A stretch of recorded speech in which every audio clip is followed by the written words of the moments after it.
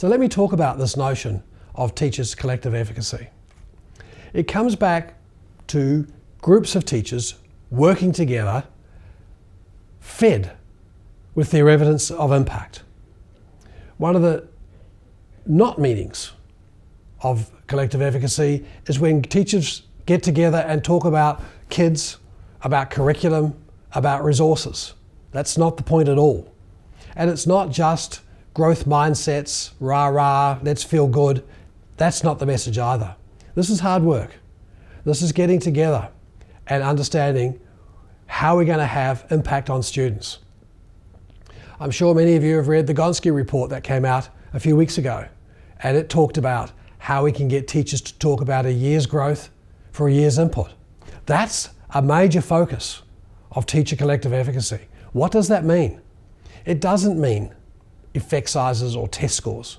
It means judgments, interpretations, and how can we do that as a team to understand what a year's growth looks like in this school with these students.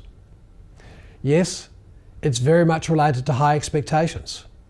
And as Christine Ruby Davies' work has shown, teachers do have expectations for the students, and they tend to either have high or low expectations. And if teachers have high expectations, they're more likely to realise them. Whereas the teacher down the corridor that may have low expectations, unfortunately, they are also extremely successful at realising low expectations. So what are those expectations? What does that year's growth look like across the teachers in your school and across your schools?